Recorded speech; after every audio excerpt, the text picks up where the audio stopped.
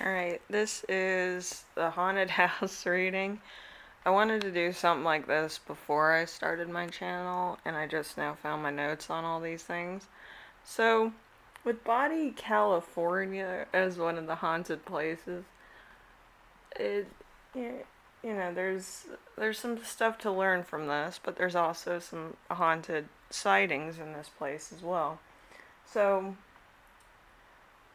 once home to 100,000 people, Bodie in the 1970s, 1870s to the 1980s had been a historic site for gold. There was gold found in those hills surrounding the the I think it's the Mono Lake. The Mono Lake is like probably a perfect circle, I think. So, let's see. Now it's a historic park and it's been preserved. Uh, Sometimes they see ghost sightings or music playing in different parts of the area, such as the bar, the uh, some of the houses, and other stations around the area. There's also been a couple of bad luck instances where people have either fallen on hard times or have had bad health issues after visiting this place. So I was like, that's right up my alley. I always like historic, haunted areas because like I can catch some of the energies. I usually catch like very shy energy, but this time around I had a friend help me get some more aggressive energy. So yeah, she's one of these people that likes ghost hunting. She lives right next door to me, actually. So like she catches a lot of like really aggressive energies and really like bad mojo energies. So like getting into her energy and getting into my energy is like yin and yang. So it's two different types of energies. So anyway, the cards. The cards left nothing to the imagination. We caught sexual energy and we caught some bad omen energy. So that type of thing. Yeah, the best part of living in a witch's coven, right? Anyway, so we have the Wheel of Fortune in reverse of all things. So life is full of ups and downs. Everything can change in an instant, which could feel scary, but even traumatic at times. Don't disregard when things seem dire, because fortune is unpredictable and fate is at play here. Stay hopeful. So, again, once you arrive on this Bodie, California, a lot of things can happen to you. Usually, it's more of a haunting experience, but for some people that have higher energies, they get bad luck. So, that's why the Wheel of Fortune's here. And we have the Six of Pentacles in reverse. The Six of Pentacles in reverse is self-love is the name of the game. Treat yourself to something you've always wanted. You deserve to enjoy the rewards of your hard work, because a lot of the people that used to live here, um, in the 1990s, they started like looking at all the historic records of this place. But in the in the 1870s, I keep saying 19 because like this place wants it to be current. Uh, Ghosts do that when they're trying to be relevant to situations that are going on in your life. So, if somebody out there, this could be relevant for your life. You might need to work harder to achieve certain goals, or love yourself more, or heal from a dire situation where work was involved. So, and with this town, it's really like set in like the start of like colonization in that area in California. So there was a lot of different things going on. There was mining, there was gold findings, there was Some other things going on. There was blacksmithing, a lot of like old west stuff, and a lot of just really bad elements coming in and out of that area. So there's a lot of different things happening around this time. Okay, so again, if you're kind of low on energy and you're like, will I ever build a foundation for myself and the people who I want in my life? The answer is it's always going to be like building up a situation in your head, whereas reality is going to be very different. It could be very easy or very hard at times, okay? That's the reality of any situation. So we have the Knight of Pentacles, smooth, devil may care caviar attitude, quick witted, and has the maturity and focus to back up his brilliant ideas. With decisive action, you can put your energy into maintaining the pace of forward momentum and stop at nothing to see things through. So this is kind of like overlooking a situation. It could be management or something like that. But I feel like it could be saying that you might need to maintain what you're building or actually manage the process that you're making as well. With all haunted houses, there's a lesson to be learned, and some people don't see it until later. But yeah, you might actually need to manage your money, finances, your time better, or stop procrastinating on stuff that you need to have done. Okay? Like maybe having your car inspected, or actually finding a better paying job, or having more of an opportunity to have benefits to your work situation. We have the Four of Wands here. Four of Wands is celebration. People are recognizing your accomplishments and you're feeling, stable and secure and comfortable. Be proud of yourself and enjoy the attention. But remember, there is still work to be done when the party is over. So you always have to constantly be looking for the next milestone in your life. Some people, they achieve something and then they like slow down and go to the full stop. But you should actually be going full steam ahead so that you can achieve what you need to achieve in the time allotted in your life, because you never quite know exactly what's going to happen next, okay? So we have the King of Cups here. The King of Cups, I always feel like this is going to be in reverse because of, something that was overlooked. So emotionally tormented or, intense, let's put it that way. There's unpredictable moods that can harm those around you. You're feeling overwhelmed trying to work through your feelings in healthy ways. Take care and appreciate your responsibilities to make sure your feelings don't get, so your feelings get better over time and better for you. You don't want to be stuck in the same old 3 steps, So we have the Emperor at the end here, usually Santa Claus. I do have my notebook here. Some of the messages change the cards a little bit. So we have the Emperor here. We have a level-headed ruler, a father figure who creates order, stability, and routine, mustering their confidence square on their shoulders and ready to step into their own power role rather than trying to completely reinvent the wheel. Rely on structure, order, and practicality to be your best leader you can be. So, like I said, you might not be a leader usually. You might kind of like trying to get the reins of your own life and how you feel about certain things and where you're going and why.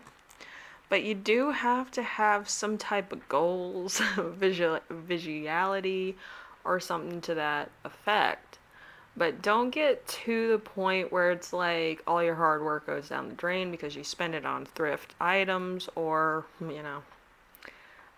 luxury items that don't really hold your interest for too long.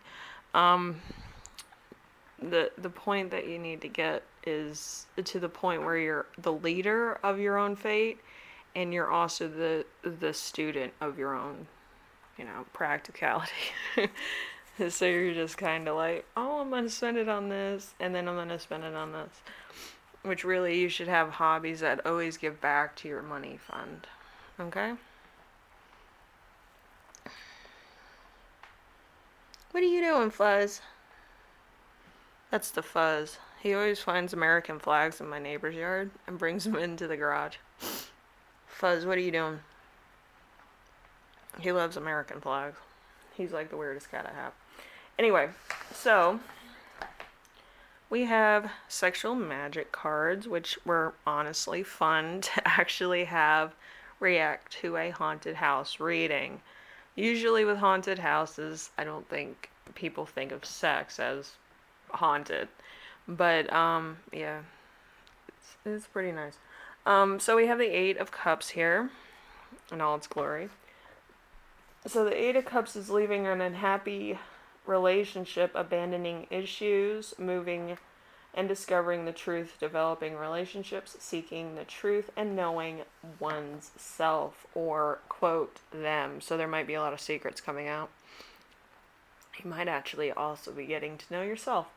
Alright, so the Sit and Wait card, or the Hanged Man, is love can't be rushed, avoid romantic pleasure or pressure, sacrifice for love, wanting a sacrifice, changing priorities, a new approach, meeting a new crowd, exploring a new romantic experience. So there could be a third party in the Bodie, California. There was a lot of dalliancy. So there was a brothel. But there was a lot of singles there as well. So it was just kind of like eHarmony for like the 18th century. So as weird as it sounds, very free and easy, very whatever. So you might actually be dealing with something that's more stable, or you might be fitting yourself into a situation that feels more secure to you. I know a lot of people don't want to like date a lot of people, but sometimes you do have to date a lot of people in order to find the one, or but it'll happen when it needs to. So as long as you understand where you're going and why. And some people stay single their entire life, so that's how it works. Anyway, so we have this one, which is a Chariot. The Chariot always looks weird to me, but it is what it is. I'm going to flip this one around because there's some stuff here that might not be 100%. So there's an obsession with finding love and forcefulness in finding love. I feel like you could be feeling this way too, where you kind of like want love to just happen so you can stop looking, or you can stop. But I feel like the reason why love hasn't found you yet is because something else needs to happen. It's either you need to give up, do your own thing, maybe work harder at work in order to secure a successful future for yourself, or start saving, change some habits around in order to make love happen. The reason is, and my friend made a good analogy when I told her about this card, because I didn't like this card. I don't really like the Chariot card because it kind of gives two different sides of the same coin. But usually with the Chariot and how, it feels like when you're trying to build a beehive or trying to get a swarm into another hive. You have to put the right things in the hive in order to make it comfortable for said bees to be there. So you need to put lavender oil, you need to make sure it's made out of cedar so you don't have worms in it. And you also need to make sure that it's inviting, meaning it's a nice open space. There's no low ceilings. It's secure, and rain's not gonna get in. Stuff like that. It was made with the intention of being a home for bees. But again, it has all the commodities and all the things a potential hive might want. The same thing with buying a house, a car, a a stock. Like, you have to understand what's going to happen long term down the road and what needs to be maintained. But at the time of buying, you're kind of like, I need certain commodities in order to appeal to my senses and to my vulnerable, insecure sides. So that's kind of what it is. If you're insecure about finances, find some way to have like a savings account that actually rewards you for saving. So then it gives you initiative to do more savings. If you're insecure about your looks, you can always dress it up. You can, have surgery if you need to, or you can kind of get into what your heritage is actually about. A lot of people find that very like, oh my gosh, I would rather have surgery. It's better to know something about your heritage. You don't have to ask your parents about your family tree, but you might want to, just to find out where exactly in history your family falls into and what accomplishments your family were a part of. Because it does give you pride in your family and how you look, because that's not by mistake. The constellations actually make a face when you're born, and that's the face that you will grow into. And people are like, what the hell are you talking about, Karen? But yeah, in the celestial makeup of things, each constellation stands for a different continent. And by continent, there's 12 continents in theory. There's celestial continents, and then there's physical continents. You may have Italian features, you may have Mexican features, you may have Roman features, you may have, kind of softer features, but there's different combinations to even that. And that's what makes up a person. So on the day you were born, there's feminine energy, there's masculine energy, there's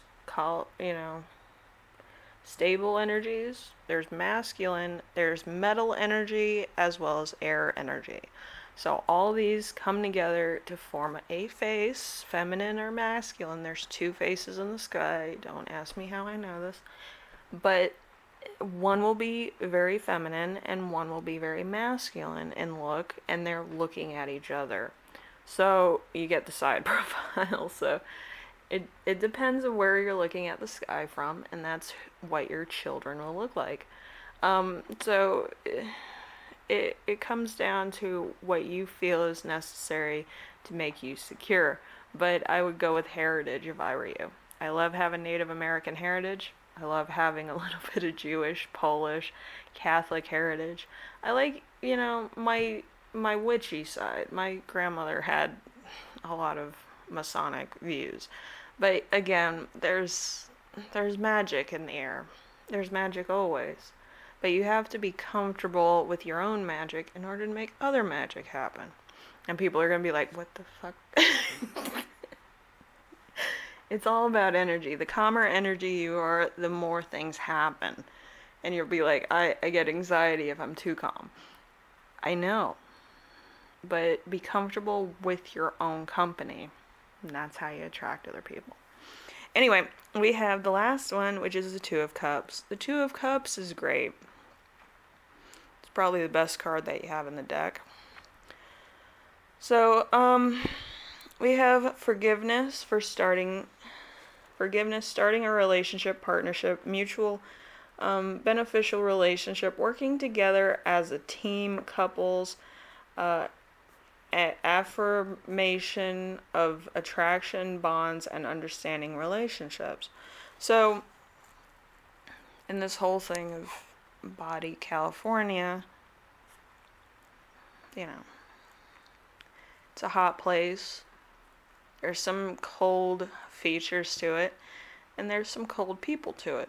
But there's also very warm, loving people to it, and people that want to start families, people, haunted houses, If we ever want to exercise certain ghost sightings, there has to be a hot and cold feature in order to make the ghost attracted to a particular area. But with the Two of Cups, it's saying that both already exist. It just has to be presented. So there's there's a bit of stuff going on there too. Anyway, so you could be going through a lot of different concerns about your own relationships.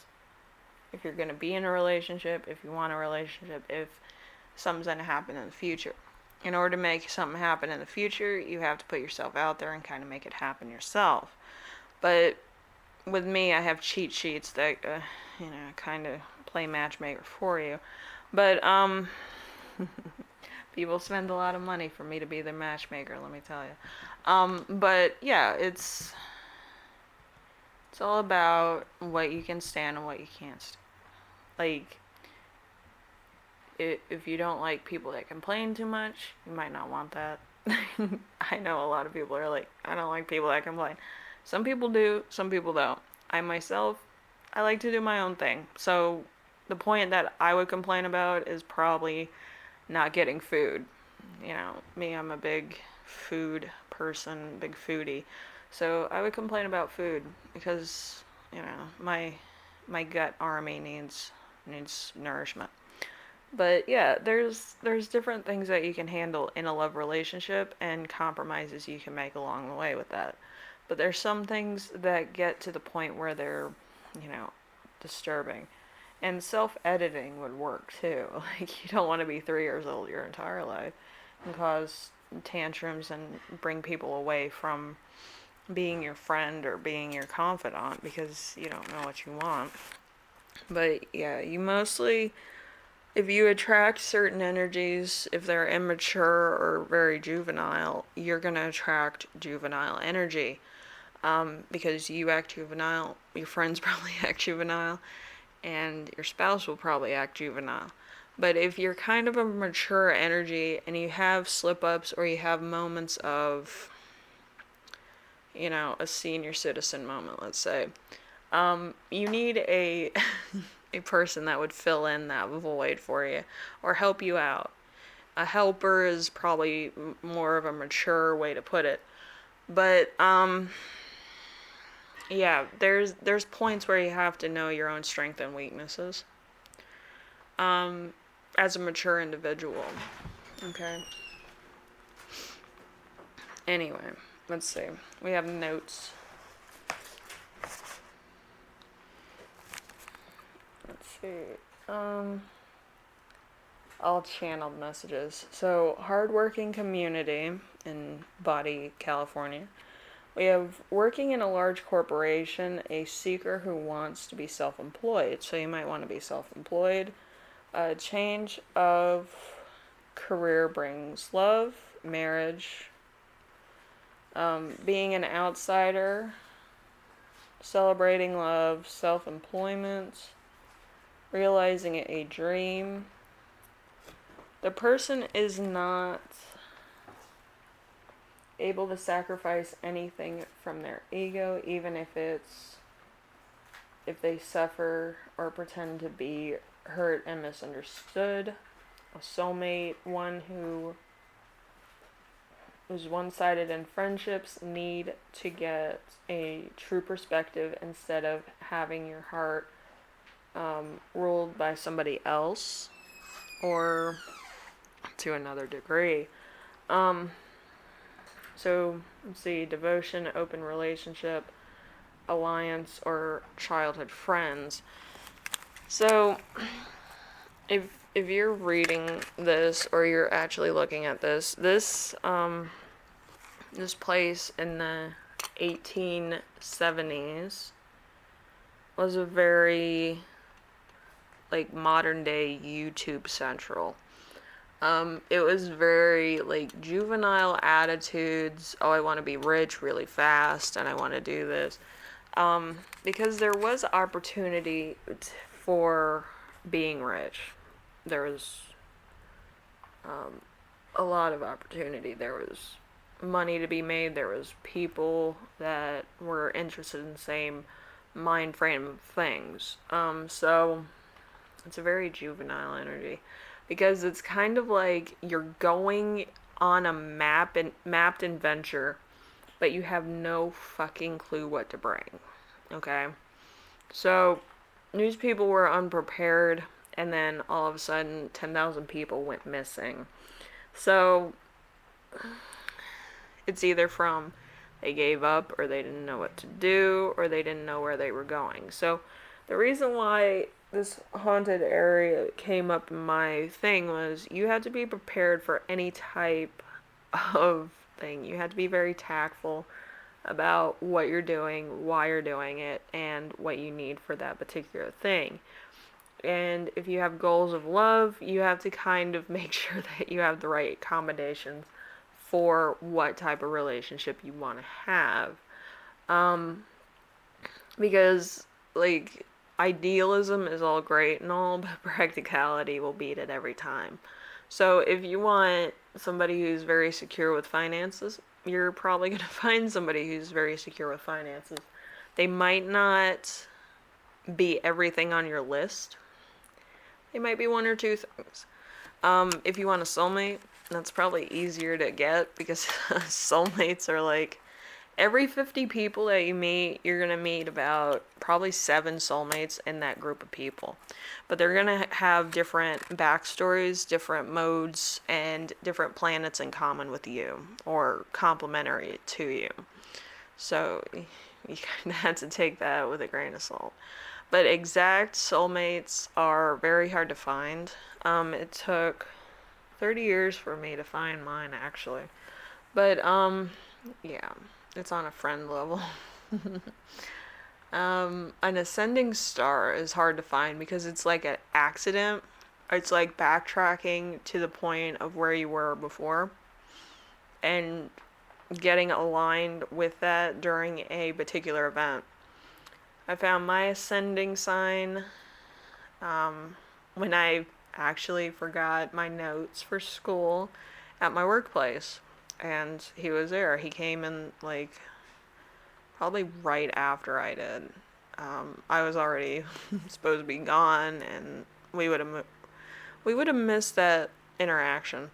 But yeah, like we're so similar. It's scary. Like he'll finish my sentences and know where I've come from without me saying anything, and it was so weird to have him as a friend. We actually dated for a while, but it was like almost living in a relationship with your shadow. It was very it was very interesting, very calming. Probably the most secure I've ever felt. But like there's different layers to that. I have never had a twin flame relationship, but twin flames are usually that relationship where it's like really calming and you can be yourself and not feel judged, which a lot of people want. Few people can find, and it's like a very complicated way to like tell somebody about it. But it's like you have nothing in common, but it's a very calming experience with this person. Like you don't feel like you need to impress this person, you don't feel like you need to live like wildly or anything. It's more of a calming like transition into yourself. Like, oh, I'm gonna do this and go home and like sit and